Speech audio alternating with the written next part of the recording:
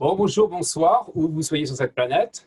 Bienvenue à notre premier Spacebook Live en français.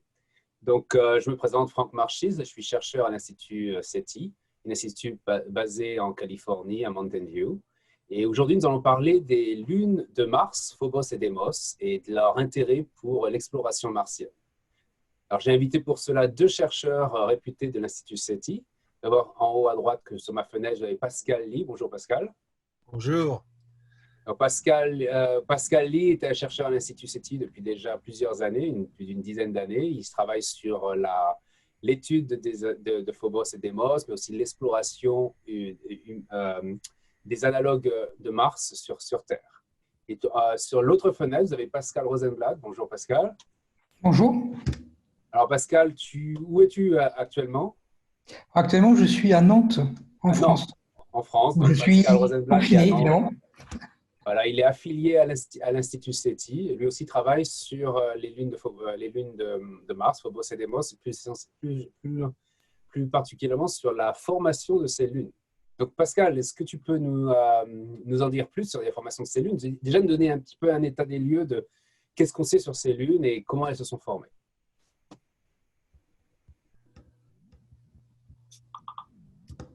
Pascal Rosenblatt. D'accord. Oui, alors, disons que tout d'abord, il faut replacer la question, je pense, dans le contexte des recherches sur le système solaire. Et l'intérêt qu'on a d'aller comprendre comment se sont formées ces lunes, c'est d'essayer d'identifier si on a un scénario universel de formation de lunes autour des planètes. Et ça, c'est un intérêt même au-delà de notre système solaire, puisqu'on sait que dans le cas de la Terre, la Lune joue un rôle important dans le maintien de la vie sur le long terme. Donc, découvrir des exoplanètes, l'intérêt principal, c'est de savoir si elles sont habitables. Donc, il faut aussi savoir si elles ont des lunes et comment elles ont pu se former. Est-ce qu'il y a un scénario universel ou pas? Et dans notre système solaire, on a un autre exemple de planète de type terrestre, donc rocheuse, avec des lunes autour, c'est Mars. D'où l'intérêt de comprendre la formation de ces deux petites lunes. Oui, parce qu'il faut bien dire, pour que ce soit clair à tout le monde, que Vénus n'a pas de lune et Mercure n'a pas de lune. Oui, tout à fait. Voilà. Donc, comment se sont formées ces petites... Et déjà, est-ce que ces lunes, elles sont vraiment similaires aux lunes à notre lune? Est-ce qu'on parle de la même taille, le même rapport de taille, même... Pas du tout. Alors, pas du tout. Je crois d'ailleurs que Pascal Lee a quelques illustrations de ce sujet, mais ce sont vraiment deux tout petits corps comparé à notre Lune. Notre Lune, c'est 1800 km de rayon, un quart la taille de la Terre. Phobos et Deimos, c'est 22 km pour Phobos, la moitié pour Deimos. Donc ce sont vraiment deux petits cailloux qui sont en orbite autour de Mars. C'est donc un système complètement différent. Et donc la question tout de suite s'est soulevée, est-ce qu'ils se sont formés comme s'est formée notre Lune ou par un autre processus? Avec de telles différences, on a le droit de se poser la question. Donc Pascal Lee, est-ce que tu peux nous montrer quelques photos pour qu'on voit un petit peu à quoi ressemblent ces lunes et qu'est-ce qu'on explore, qu'est-ce qu'on cherche exactement? Ce qu'on explore, c'est pour commencer à propos des lunes elles-mêmes, on voudrait bien comprendre leur origine. Et donc, si vous voyez tous cette première diapo, j'ai mis là pour comparer leur taille et également leur type spectral, c'est-à-dire leur couleur en gros, les trois objets les plus importants en dimension parmi les Near Earth Objects, c'est-à-dire les objets géocroiseurs. Et on remarque tout de suite que les deux premiers objets les plus gros, Ganymède, qui d'ailleurs ne doit pas être confondu avec le satellite galiléen de Jupiter, Ganymède, ça c'est un astéroïde, l'astéroïde 1036 Ganymède. C'est l'astéroïde le plus gros que l'on connaisse parmi les géocroiseurs, parmi les objets géocroiseurs. Et c'est un objet qui n'a jamais été visité, mais dont la forme est maintenant connue à partir d'observations depuis la Terre. Le second objet, en termes de rang, par rapport à leur taille, c'est l'astéroïde 433 Eros. 433 Eros a été visité. C'est un astéroïde de type S, c'est-à-dire que c'est une roche un petit peu plus évoluée que des astéroïdes les plus primitifs que l'on connaisse, mais malgré tout, c'est un objet très primitif qui a été l'un des constituants principaux, d'après ce qu'on comprend maintenant, des planètes terrestres en particulier. Ensuite, et ce qui est assez remarquable, si on inclut Phobos et Deimos dans cette liste des objets géocroiseurs proches de la Terre, ils sont en position numéro 3 et 5. Et c'est assez remarquable. Donc, parmi les petits corps dans la zone interne, si vous voulez, du système solaire, Phobos et Deimos sont des gros objets. Ils sont parmi les 5 plus gros. Et entre les deux, il n'y a qu'un seul autre objet qui en fait, soit de la même taille. Et assez curieusement, c'est un objet de type spectral D également, c'est-à-dire un objet très sombre, un petit peu rougeâtre. Et cette rougeur est peut-être due dans le cas de l'astéroïde 3552 Don Quichotte. C'est peut-être dû à la présence de composés organiques à la surface, mais on sait que Don Quichotte est une comète. C'est une comète sur le point d'extinction. Elle va s'éteindre. Elle a montré dans le passé un petit peu d'activité. C'est comme ça qu'on sait que c'est une comète plutôt qu'un astéroïde. Mais autrement, c'est un objet qui n'est pas très actif. Mais par contre, la question qu'on se pose en voyant simplement cette comparaison de taille et de couleur, c'est est-ce que Phobos et Deimos pourraient être des anciens noyaux cométaires capturés par Mars, peut-être détruits et reconstitués, peut-être beaucoup plus évolués maintenant que Don Quichotte. Mais est-ce que ce sont des objets qui pourraient ne pas être originaires de la région de Mars, mais des parties externes du système solaire? Et cette possibilité ne peut pas être exclue encore, bien que la capture soit un processus difficile, et Pascal Rosenblatt peut vous en parler de façon beaucoup plus spécialisée. Mais l'attrait de cette hypothèse possible pour leur origine, c'est que ce sont des objets qui pourraient contenir beaucoup de glace à leur intérieur. Aujourd'hui, il n'y a pratiquement pas de signature d'eau à la surface de Phobos et de Deimos, ou très très peu. Par contre, la surface n'implique pas que l'intérieur ne soit pas riche en glace encore. Et je vais montrer rapidement simplement les autres diapos que j'ai, qui sont simplement visuels. Comment je fais ça? Voilà. Ça, c'est Phobos comparé à l'île de Manhattan, donc à New York, avec en vert Central Park. Ça vous montre un petit peu l'échelle des choses. Phobos a donc une longueur maximale de 27 km. En couleur, c'est un objet en fait très sombre, beaucoup plus sombre que le montre cette image. Mais ce qui est intéressant de noter, c'est qu'il y a deux types de couleurs principales à la surface de Phobos. Il y a des terrains qui sont rougeâtres, tous très sombres, et des terrains qui sont un petit peu moins rouges et donc qui apparaissent en bleu ici, ou en gris bleuté. Et l'une des possibilités d'ailleurs, qui complique un petit peu cette histoire de l'étude de leur composition, c'est que la partie rouge de Phobos peut être faite de matériaux qui ont été dérivés de Deimos, qui donc sur une orbite plus lointaine. Et quand un impact se produit sur Deimos, il se peut que des matériaux de Deimos, qui sont relativement rouges et sombres, soient récupérés ensuite, récoltés par Phobos, et donc recouvrent une majeure partie de Phobos sur une épaisseur de l'ordre du mètre, de quelques mètres. Sur cette image, c'est que la réalité compositionnelle de Phobos, c'est peut-être seulement la partie bleutée et grise, et ce qui est rouge, en fait, c'est peut-être un dépôt superficiel qui viendrait de Deimos. Donc tout ça, ce sont des questions qui ne sont pas résolues, et c'est pour ça que la sonde japonaise qui va arriver à Phobos et revenir avec des échantillons va vraiment nous apprendre beaucoup plus sur cette dichotomie en couleur.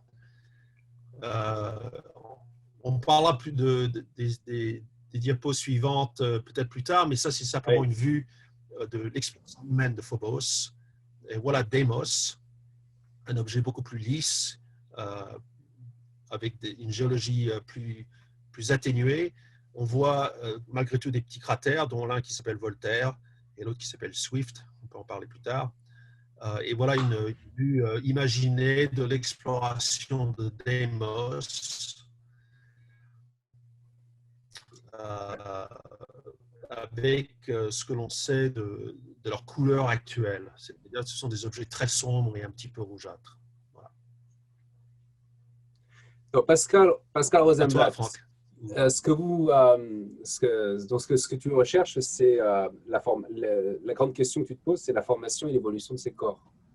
Donc, Oui, beaucoup de gens se posent la question. D'abord, oui, avant d'aller à la d'accord. question, je voudrais remercier nos viewers. On a déjà beaucoup de gens qui nous suivent, qui nous ont salués de Mexico, de Norvège, d'Oklahoma, du Portugal, de la Floride, de la France, bien sûr, d'Ohio, de North Bergen, New Jersey, du Chili et d'Angleterre.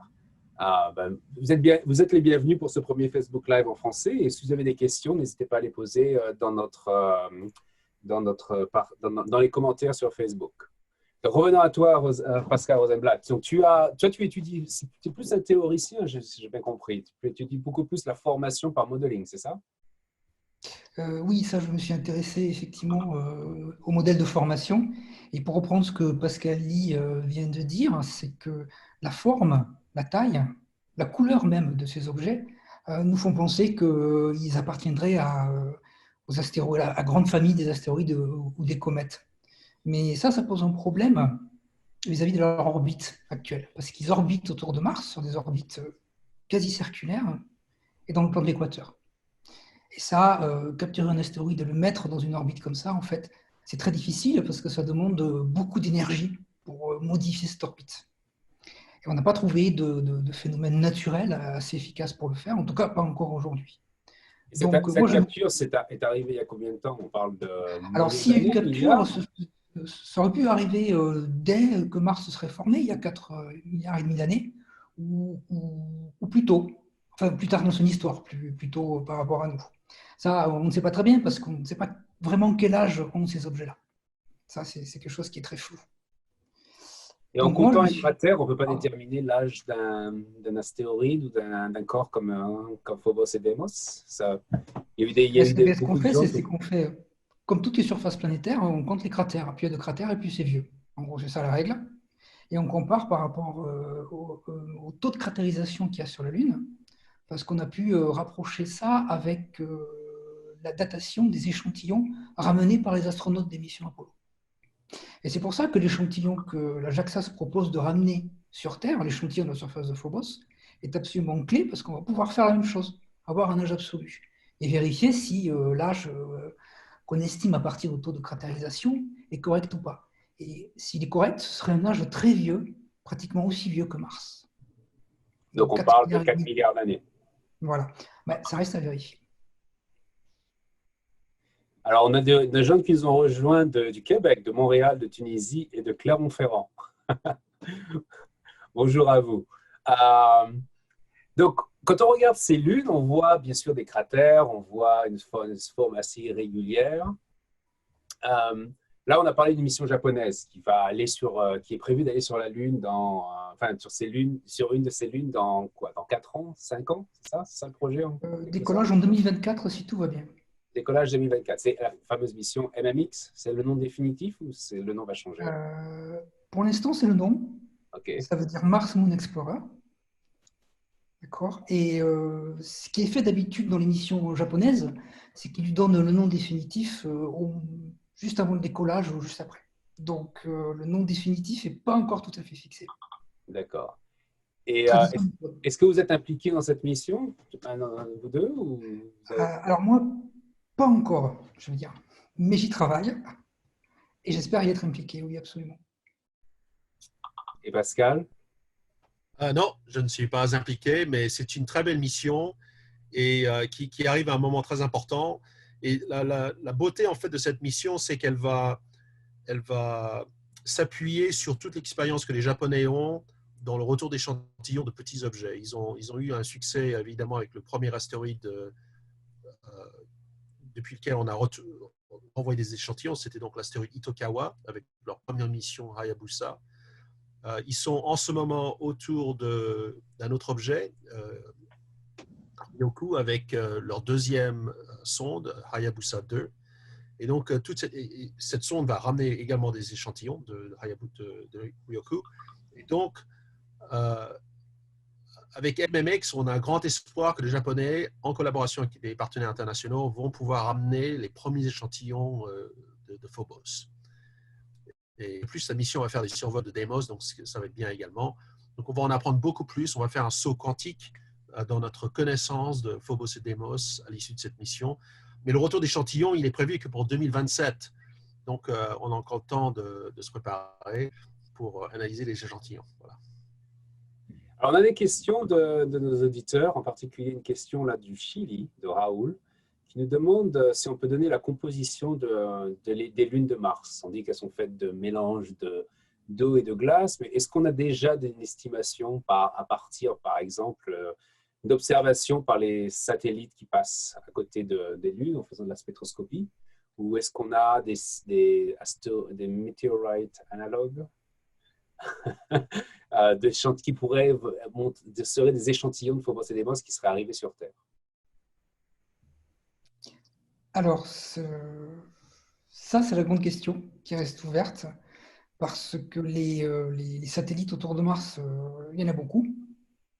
D'accord. Et lorsqu'ils explorent Mars, ils ont aussi la possibilité soit de passer à proximité de Phobos, soit avec leur instrument haute résolution, prendre des images et surtout des spectres de la surface de Phobos.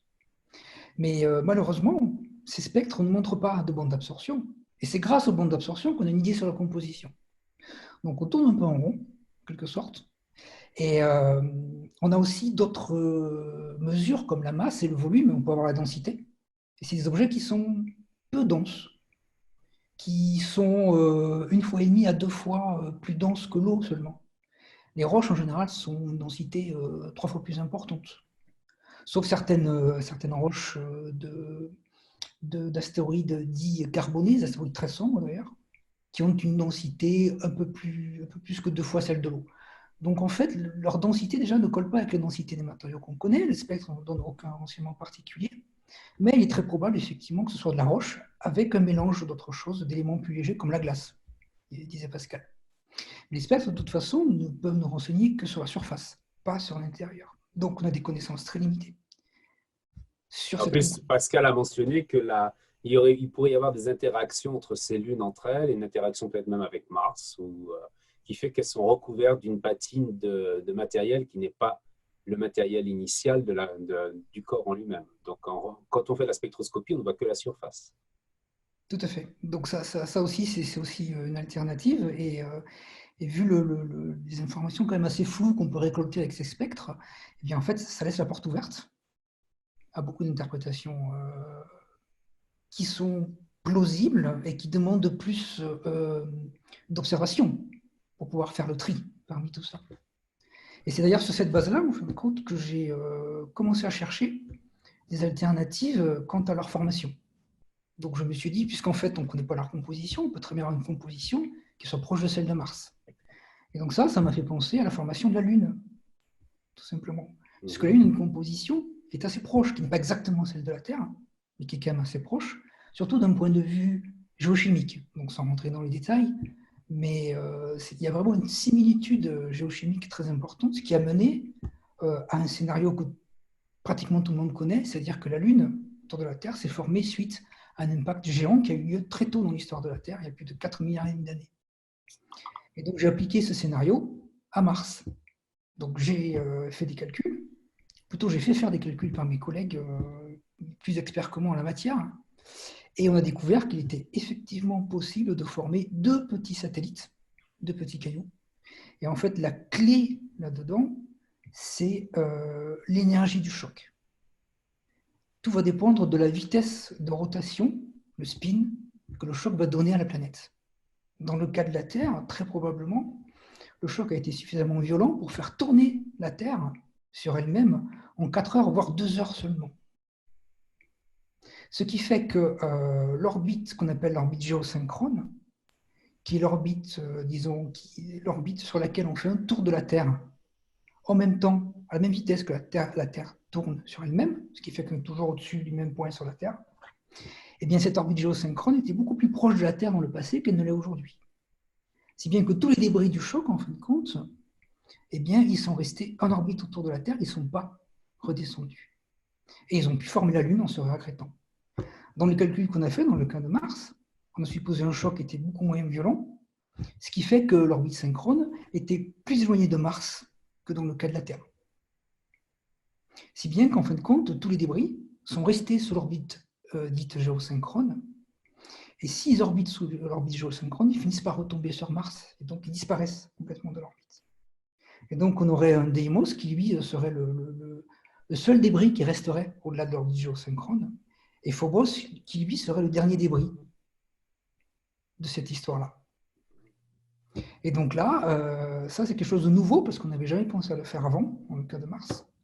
Et ça montre qu'effectivement, on peut avoir un mécanisme universel, entre guillemets, qui nous permet de former des satellites suite à un impact géant.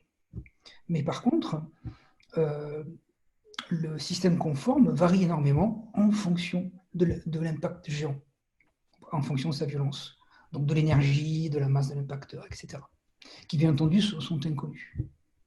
Donc, si ce modèle est validé et correct, quand on va prendre des morceaux de Phobos et Deimos, on aura alors un échantillon de Mars lui-même. Oui. On va avoir un mélange, en fait, entre Mars et l'impacteur, dont on ne connaît pas la composition. D'accord. Donc, bon, on peut toujours faire des calculs, évidemment, ça, et on va trouver tout un tas de choses possibles.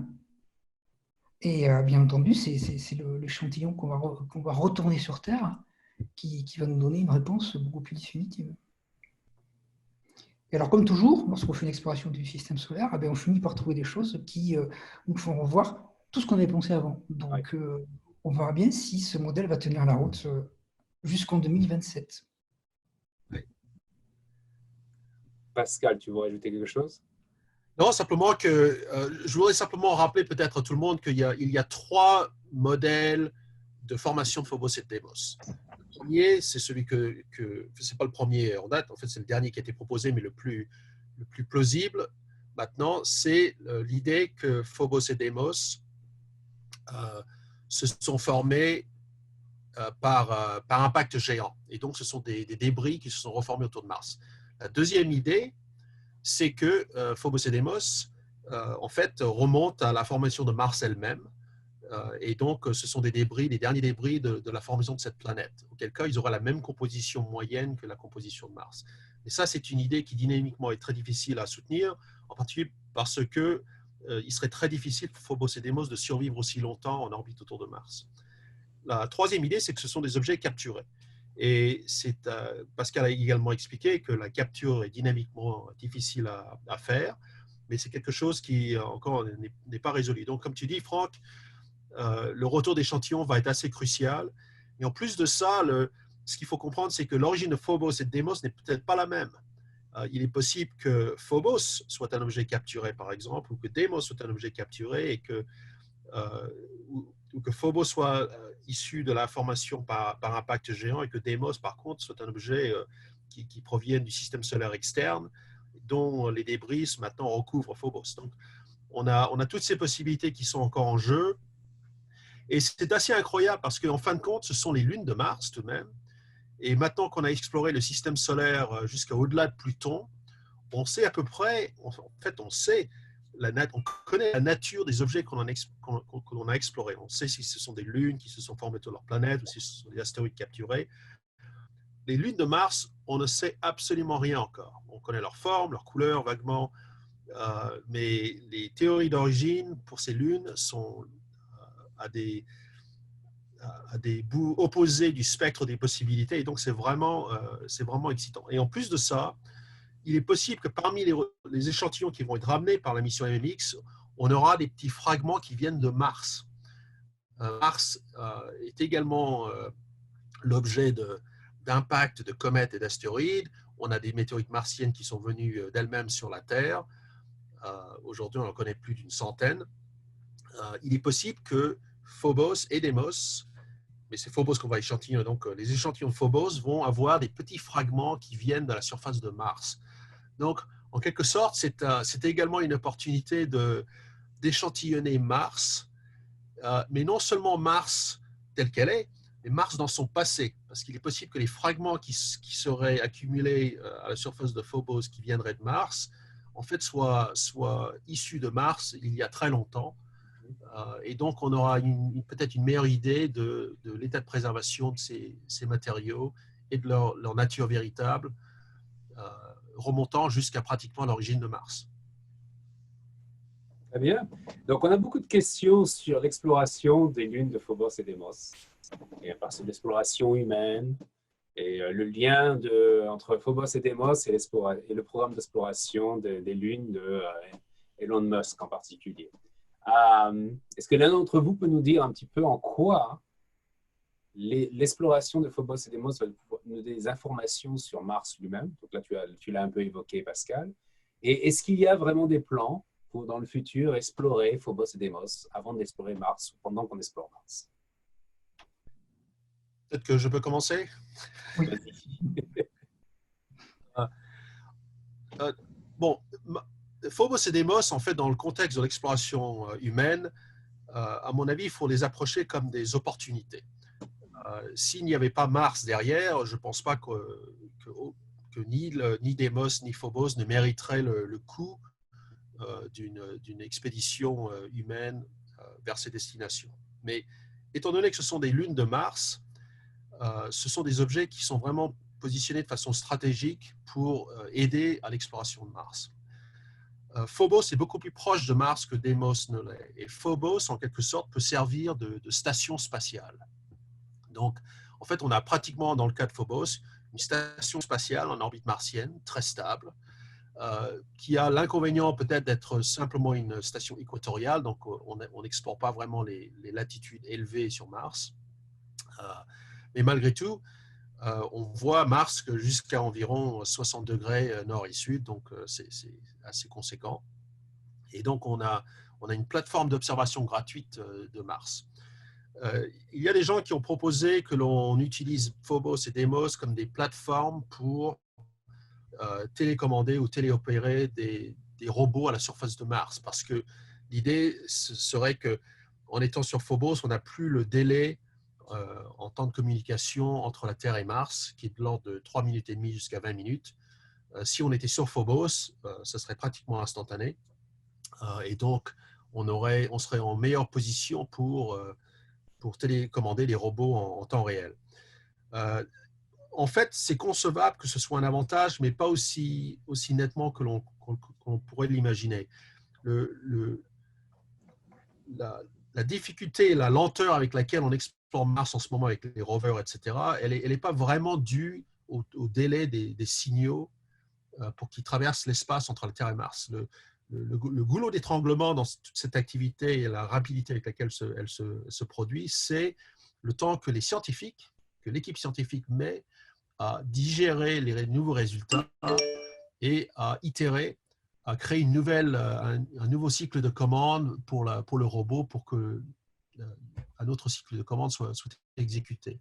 C'est vraiment ça, ce délai-là, qui est le goulot d'étranglement. Et donc, même si on avait des astronautes sur Phobos, je ne pense pas que ce soit vraiment un bon emploi de leur temps de les faire téléopérer des rovers, parce qu'en fin de compte, ce qui retarde l'opération, ce n'est pas le délai en temps des signaux, c'est l'analyse des données scientifiques.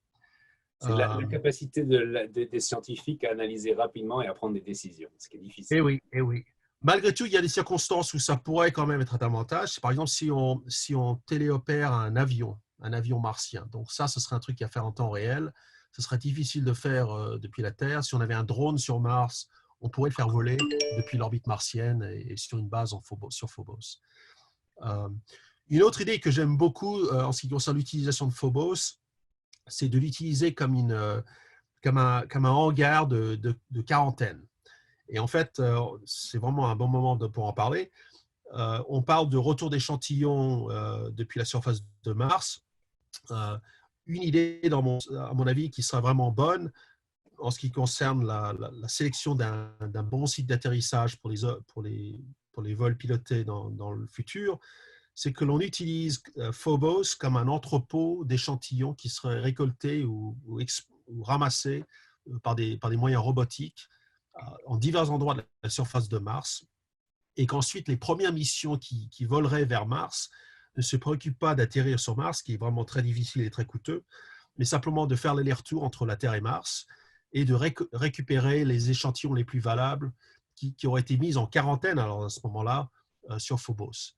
Et donc, on pourrait ramener avec une mission pilotée une manne assez extraordinaire d'échantillons qui viendraient de différents coins de Mars.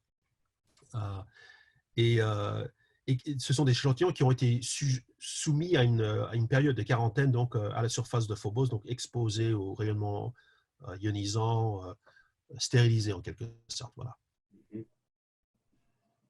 Et toi, Pascal, quand tu vois l'exploration humaine, le rôle de Phobos et Deimos dans l'exploration humaine, est-ce qu'il y a autre chose que tu voudrais ajouter à cette vision?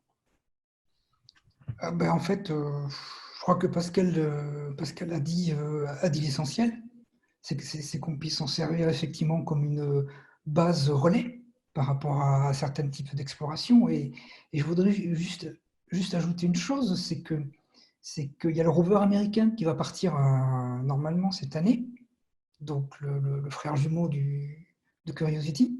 Persévérance. Voilà, merci. J'essayais de me rappeler le nom. Et il va collecter des échantillons, il va les préparer à un endroit, et ensuite, plus tard, des missions pour essayer de les récupérer. Ce qui sous-tend l'idée qu'on puisse faire un rendez-vous spatial en orbite martienne. Ça, les rendez-vous spatiaux, c'est pas si simple. On sait bien le faire maintenant autour de la Terre. On l'a fait autour de la Lune, la première fois avec les missions Apollo. Mais plus loin, non, on n'a jamais fait ça.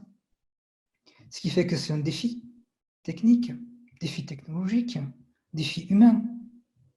Et si jamais ça échoue, ça veut dire que l'échantillon il a été collecté pour rien.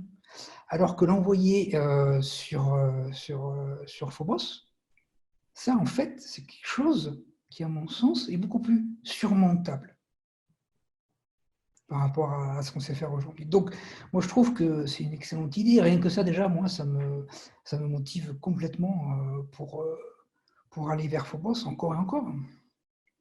Ouais. On a parlé d'exploration robotique, là, mais moi, je pensais qu'on allait parler d'exploration humaine. Non, on a parlé d'envoyer des hommes sur Mars. On a parlé d'exploration humaine. En fait, j'ai parlé à Elon Musk de l'idée d'aller sur Phobos. Et en fait, lui, il n'est pas intéressé.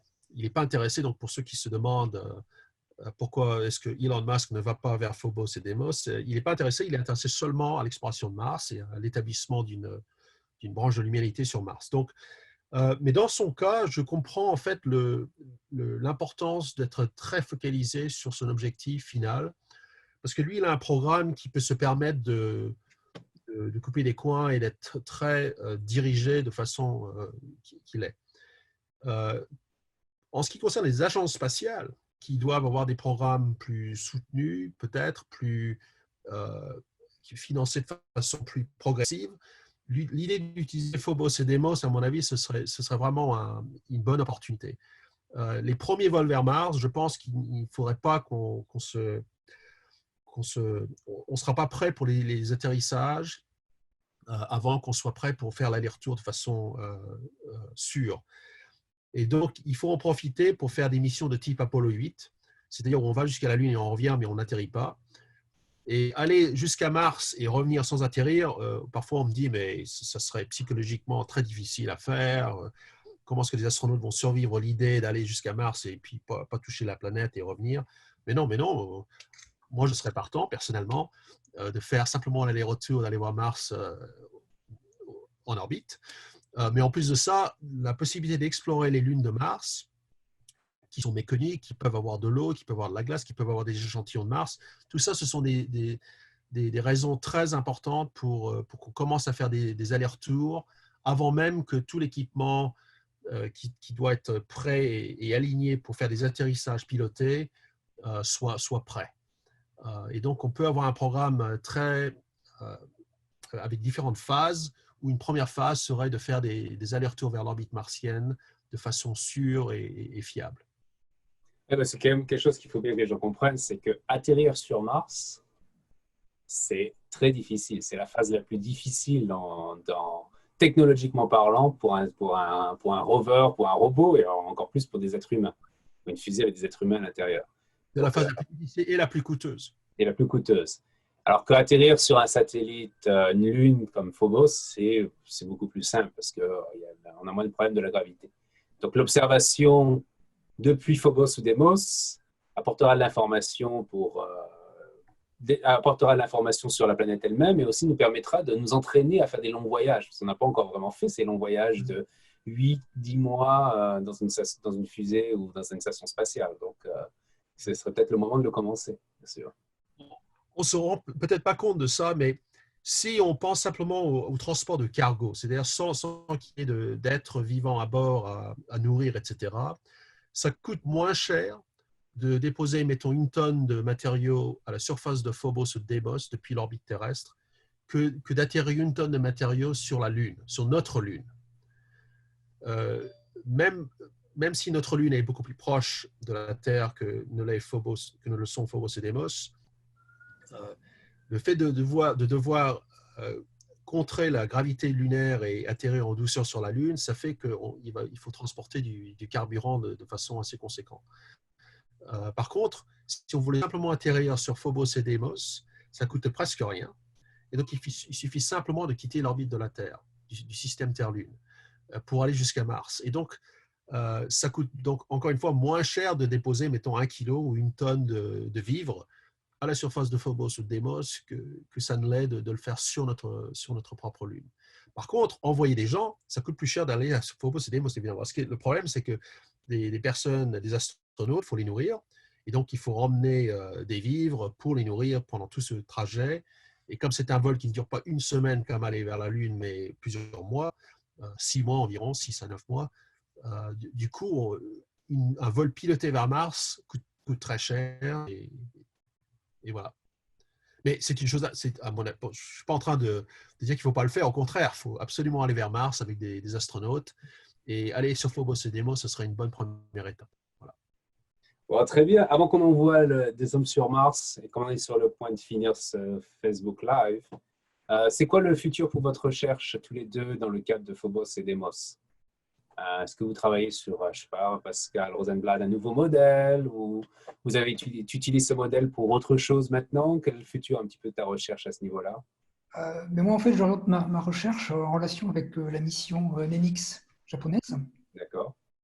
Et donc, j'oriente vers le champ de gravité de Phobos, puisque c'est un des moyens pour essayer de savoir ce qu'il y a à l'intérieur. Alors, on a eu des questions là-dessus, justement, des gens qui nous posaient la question de est-ce qu'on pouvait savoir la structure interne de Phobos et Deimos à partir des phénomènes, des perturbations gravitationnelles, par exemple, de satellites. C'est le moyen en fait qu'on utilise le plus pour connaître la structure interne des corps du système solaire. Le moyen le plus efficace serait de poser des sismomètres à la surface. Ouais. Ça, c'est une autre histoire, même si Pascal Lie a parfaitement expliqué que ce ne serait pas si coûteux, si compliqué que ça d'aller à la surface de Phobos. Mais quoi qu'il en soit, c'est ce que moi je me propose de faire dans le cadre de cette émission MEMIX. D'accord, c'est de mesurer pour la première fois ce champ de gravité.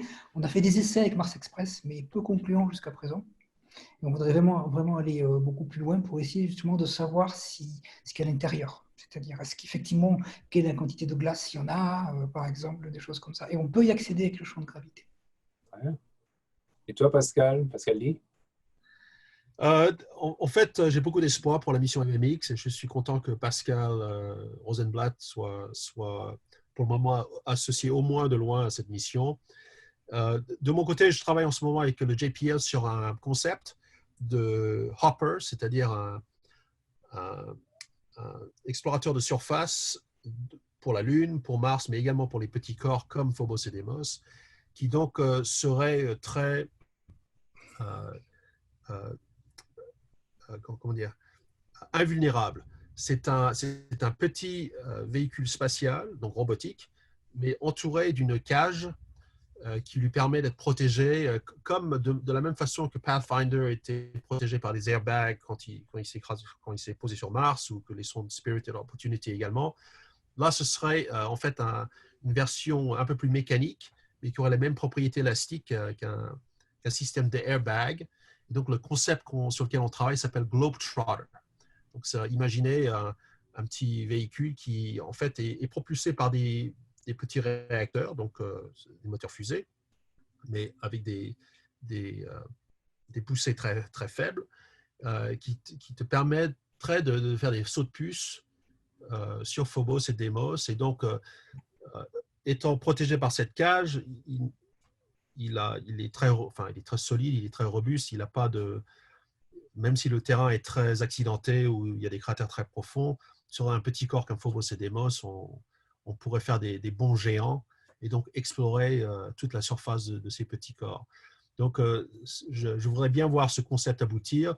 Et puis, autrement, du côté des vols pilotés, c'est de continuer à essayer de faire de build a case, c'est-à-dire de faire le cas que les premiers vols pilotés vers Mars devraient se focaliser sur l'orbite martienne et du coup, en profiter pour explorer Phobos et Deimos.